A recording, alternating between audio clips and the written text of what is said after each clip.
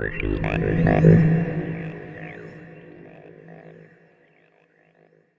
guys, I'm Wade, Creed.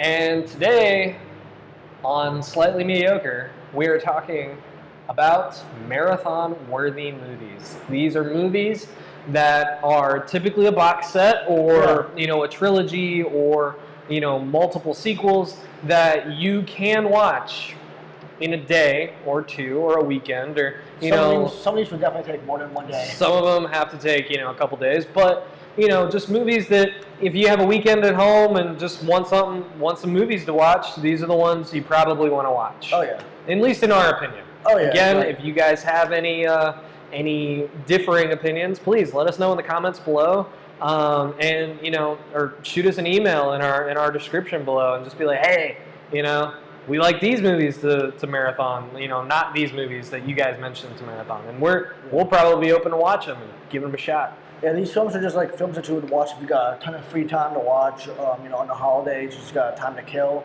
You just want to watch a good series of films. We would recommend these ones. Yeah. So to start us off, for me, if you want to talk about like a marathon, like long, would be the Lord of the Rings films. Like each film is long enough, but you put all of them together, that's like a week, man.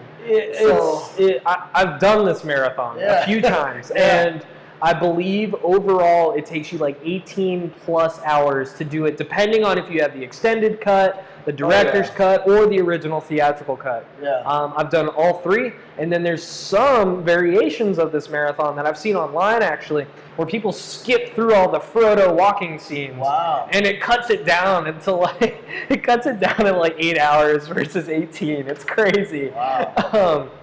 But yeah, no, the Lord of the Rings is definitely one marathon if you're into that. I know I've done that marathon a few times, and I honestly can't do it anymore. It's long. But it's really worth it, though. In my opinion, those are great films, and it tells a great story. So it takes a lot of time. So if you got a lot of free time and you don't got to go to work, you don't got to go to school, we recommend. Like if you're off for the summer, if you're a teacher, if you're college student, high school student, middle school student, you guys see you guys have a summer and you're not really doing much. Even during spring break, if you guys are all caught up with everything, then that's definitely one to marathon.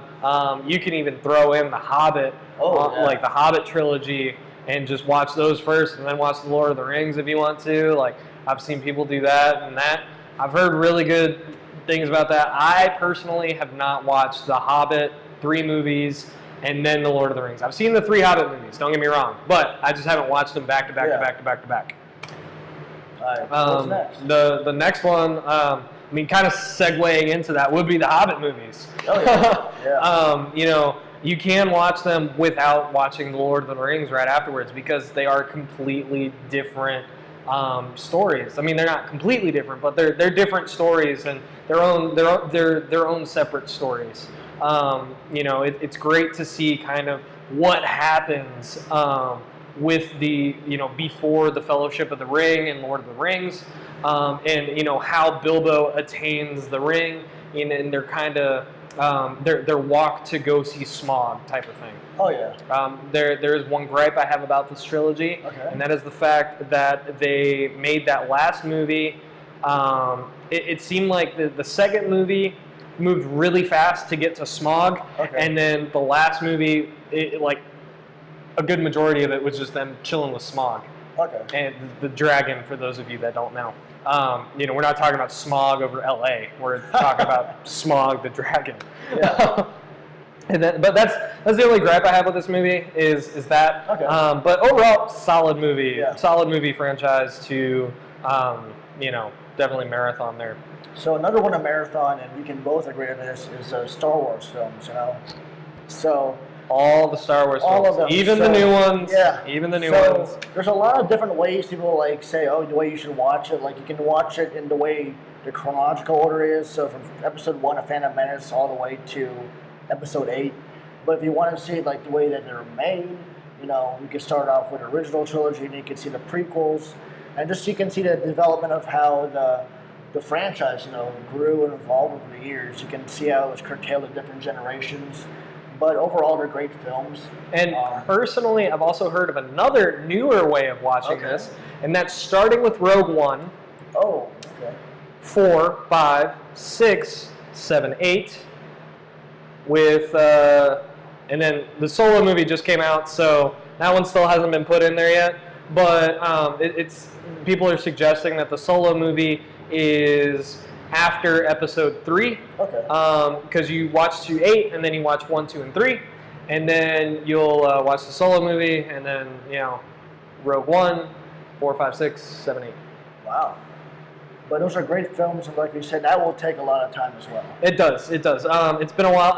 I know last time I looked up to see how long it would take for all 6 movies to be watched. 4, 5, 6, 1, 2, 3. For those 6 movies to be watched, I believe it was like 16 hours or close to 17 hours, something like that, to watch them just all straight through. And that's not including the remastered edition. That is the original movies. The remastered, it's a slightly longer. I think it's like 17 and a half hours, something like that. Of course, they're just going off of run times, which includes the credits. So if you don't watch all the credits, then obviously you're cutting off about 15, 20, possibly 30 minutes. But I haven't checked to see how long it's going to take for the additional new 4 movies for them to be watched.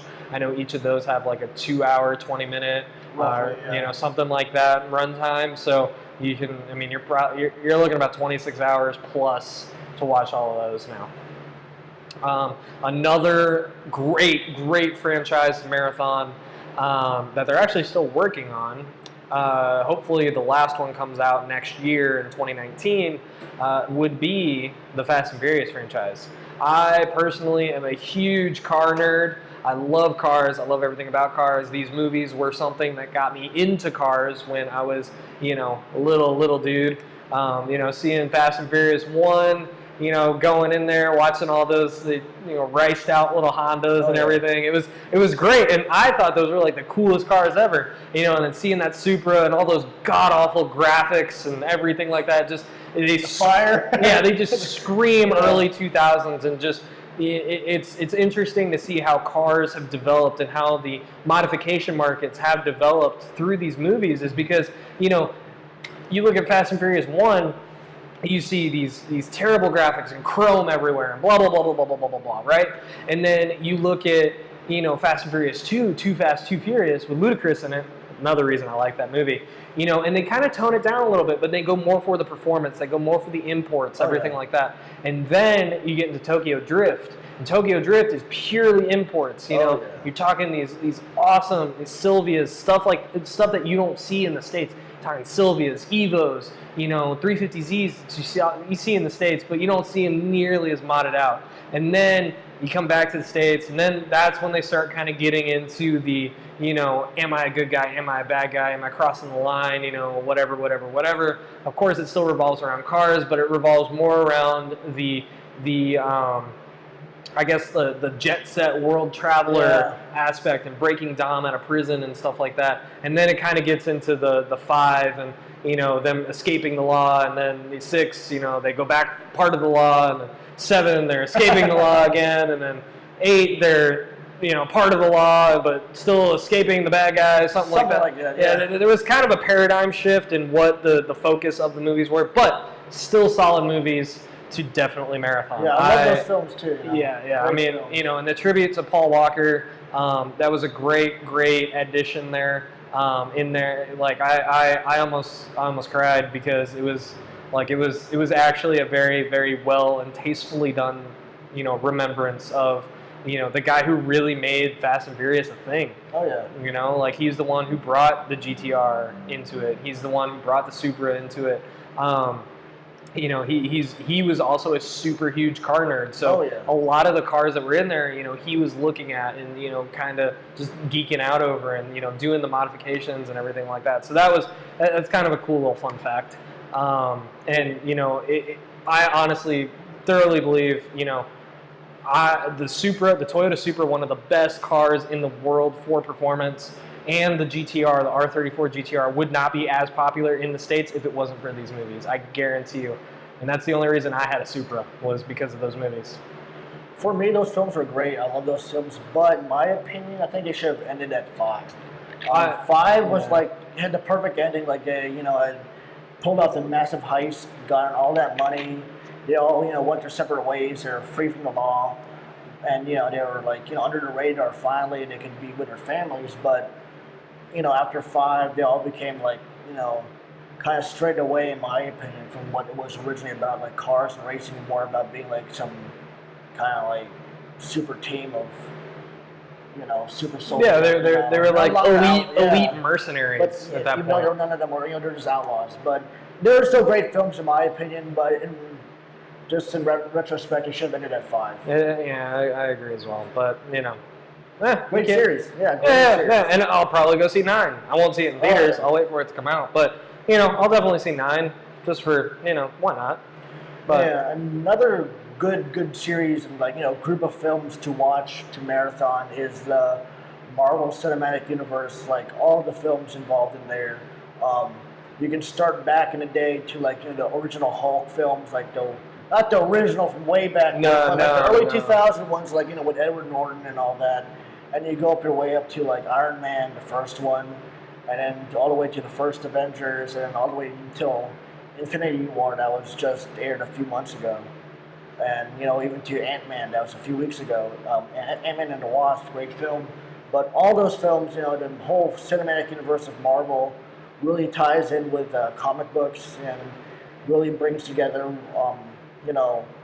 that whole universe. And it's just wonderful films. The acting is great, casting is great, the directors, producers, and even when they got acquired by Disney, they did a great job with keeping to what the films were all about. And part of the Marvel Cinematic Universe is the original Spider-Man movies with Tobey Maguire, and those are also included. Now, if let's say our viewers wanted to marathon the entire cinematic universe. That's a lot. Can they Google how to watch them? The correct, not the correct way to watch them, but the recommended way to watch them so no one gets lost in the story. Yeah, because there's a specific order that you need to watch. You can, we said in previous episodes, that you can hop into any Marvel film and you can still pick up the gist of what's going on, but there is still a big benefit of following through the original path, original chronological order of the film.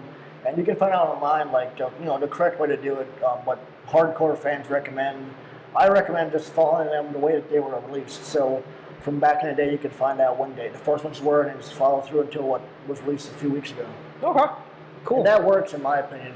Follows along perfectly with the film. Yeah, see, that's my thing. Is I haven't seen every single Marvel movie. I know, my bad on that. I've had other things come up where I can't, go and see every Marvel movie. And some of the Marvel movies just didn't pique my interest enough to go see them. I've seen all the major ones, Guardians of the Galaxy 2, Ant-Man and the Wasp, Ant-Man, Avengers, Age of Ultron. I've seen all of those. But some of them have fallen through the cracks just because, I haven't gotten around to seeing them. And then by the time I can go see them, they're out of theaters, and then it's just waiting for them to come out on Netflix or something like that.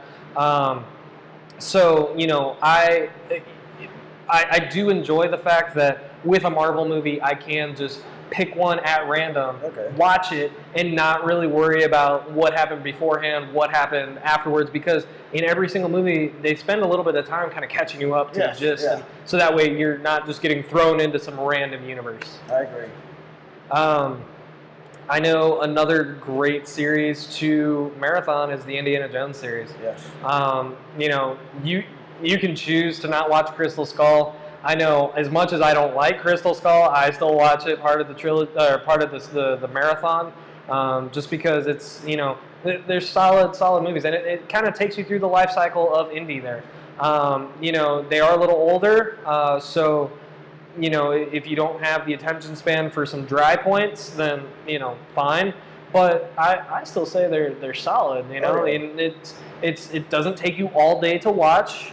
The Marvel universe would take you probably 2 weeks to watch. But the Indiana Jones marathon, I mean, you can get done in an 8-hour day. That's 8, 9. I think it's 8 or 9 hours to watch all 4 of them. That's not bad if you just got a weekend. Have a weekend and don't have anything better to do. Another film series that is really highly recommended is the Bond series. The Oh. Bond films are great films to marathon.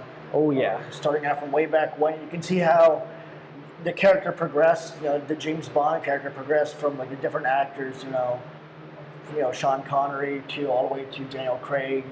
All of them are great films in my opinion, and I like all the actors that portray James Bond. And I think that it's just a great film franchise.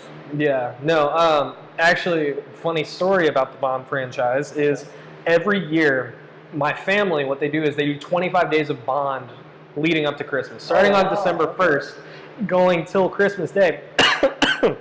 Excuse me. I had some fountain brew go down the wrong pipe. But starting on December 1st, going till Christmas Day, they watch all 20-plus Bond movies. Wow. Starting from Dr. No, the very first Sean Connery Bond movie, going all the way to Skyfall. And it is, they only watch a movie a day. It doesn't take you 25 days to watch all the Bond movies. They only watch one movie a day. If you were to watch all of them back to back to back to back, it would still probably take you about a week. There's so many movies. Some of them aren't that great. Some of them are awesome. And overall, they kind of equalize each other out to really solid movies. Granted, there's a lot of people out there who are just skeptics, and they're just like, oh, but all the Bond movies have the same formula, blah blah blah blah blah blah blah. It's the same movie, just with different backdrops. And sure, some of them are a little redundant, but it doesn't change the fact that you get to see some awesome gadgets, you get to see some awesome places, you get to see some very, very pretty cars. It's great. I like it. Yeah, and even though like the newest film, Spectre is kind of like they're saying that's Daniel Craig's last film as James Bond. I think that the future of the franchise is in good hands. I got a few more films planned. I heard recently that they're talking about having Henry Cavill, the guy who's playing Superman. He might be the next James Bond, and I think he would be perfect in the role. The guy's a Brit. Yeah. He looks the part, and he's a great actor. So I'm excited to see what he chooses the next James Bond. That's all just speculation. There's no hard facts just yet, but I'm excited to see where the franchise goes. Yeah, for sure. And they're classic movies. Like you can't go wrong with classic movies because they've withstood the test of time. Oh yeah. And that's great. With any movie, whether you're marathoning it, whether it's part of a series, whether it's not part of a series, if they're old and everyone recommends them, then and you haven't seen it yet, I recommend that you watch it. Yeah. So to wrap things all up, the Harry Potter franchise. Harry Potter franchise. Now, I just did this marathon last week. Wow, actually, how was last it? weekend. It was, now, truth be told, originally I was not a fan of Harry Potter. My mom never really let me watch that kind of stuff because, moms apparently just, oh no, it's witchcraft, blah, blah, blah, right? Wow. I wasn't allowed to read the books, so when I was a kid, I actually had to sneak the books out of the school library to read them. Wow. Read the books, loved the books, rewatched the series because last time I watched this franchise was as they were coming out. Okay. So there was like 2, 3, 4 year gaps in between all these guys, especially after the original Dumbledore died, unfortunately. Wow. And then they got that new guy in there to be Dumbledore. But it's a very solid series just to sit there and watch because it moves, it keeps moving, it keeps going, and every time I watch it, and I've seen it a few times now, every time I watch it I always pick up something new. There are some long drawn out parts, but overall solid movie franchise, solid to marathon. I know it took me and my girlfriend like 2 days to marathon it, but we also took breaks for food and went out and blah blah blah blah blah. I think we were watching like 4 movies a day, something like that, and each one's about 2 hours, a little over 2 hours. Some of them aren't that long, but they have just the right amount of humor in it. They have just the right amount of fun stuff in it, and I think they're great. Great films. Yeah. Well, y'all let us know what y'all think in the subscription, in the comments below. Someone can't talk apparently. Too much Fountain Brew. Yeah. Fountain Brew. We'll think of something. Yeah, I was But- trying to come up with a pun or like a slogan or something. But let us know what you all think about those different series, what you would like to watch to marathon. Those are just our opinions of great series to watch when you have some free time to kill. But let us know what you all think. Like, comment, subscribe, and once again, this is Slightly Mediocre. Yep. You guys have a good one.